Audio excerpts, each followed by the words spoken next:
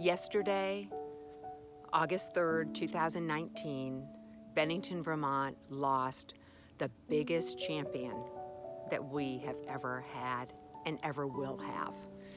Lindy Lynch lost her 5-year battle to cancer. And I just wanted to relay to you of my experience that I have worked with Lindy for over 20 years on various community events and boards. And I just wanted to share one solitary incident that explains to you and shows to you and demonstrates to you how selfless Lindy was in her pursuit of having Bennington, Vermont, and anything she was involved in be the very best. Let me set the stage for you. This was a few years ago.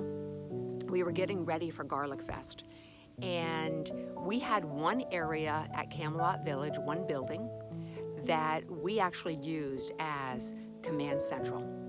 And that area was kind of the nucleus of everything that was happening with GarlicFest. So Lindy was racing around, and it was a bright, bright sunny day outside. Inside of the building was dark.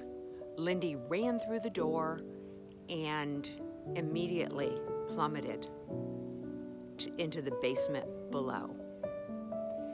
The electrician had been in the basement, and he had lifted the trap door and mistakenly left it open. So the rescue squad was summoned, and it took several people to get Lindy out of this basement. We're not talking about just a normal staircase that went down. We're talking about almost a ladder that was going to this basement. It was just like a direct drop-off. And so once Lindy was extracted from that basement and put onto a gurney and wheeled out to get next to the rescue squad, she said, "Somebody's got to call Kevin." And I stepped forward and I said, "I've already called Kevin, Lindy. He's on his way to meet you at the hospital."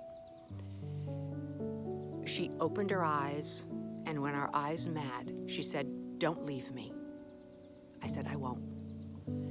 And so they loaded her into the back of the rescue squad, and the driver said to me, "Come on, sit in the front with me."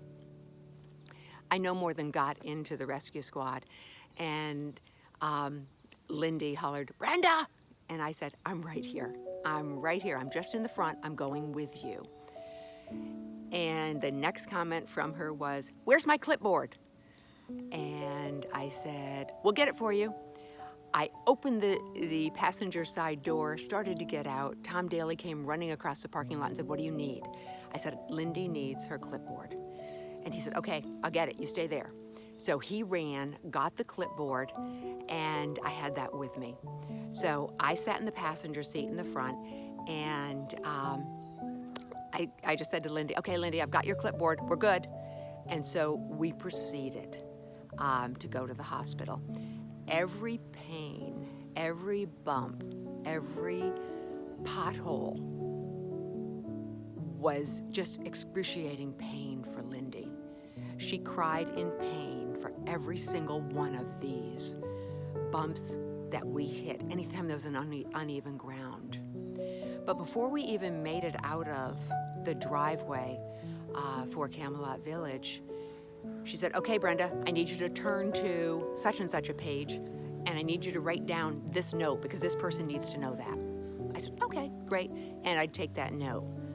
Then we would go a little bit farther after a couple of cries of pain, and she would say, "Okay, we need to remember to tell this person this." I said, "Great." I took a note. And this went on through all the way to the hospital. We got to the hospital, backed up to the emergency room, and they wheeled her in, and as they're wheeling her in, she's saying, "Okay, don't forget this and don't forget that." And I said, "Got it. It's on the list." So I said, "You're gonna go ahead now." No, you come with me."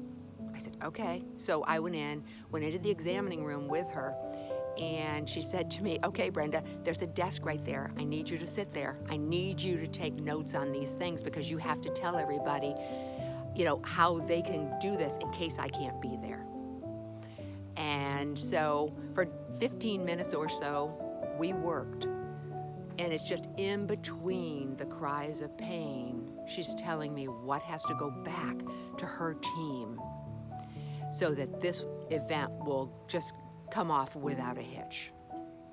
So after about 15 minutes or so, Kevin arrived, and I said to Lindy, I'm gonna leave now, and Kevin said, take my truck, just go back and just go ahead and, work on the event. So I got back, took Lindy's clipboard, we went back to the event, and Lindy had set up such an amazing team of people. She had team captains for every single category. And so every one of those team captains knew exactly what they needed to do.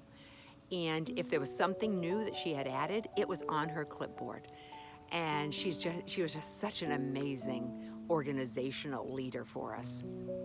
So this team, she assembled this amazing team to carry off GarlicFest, and we did it.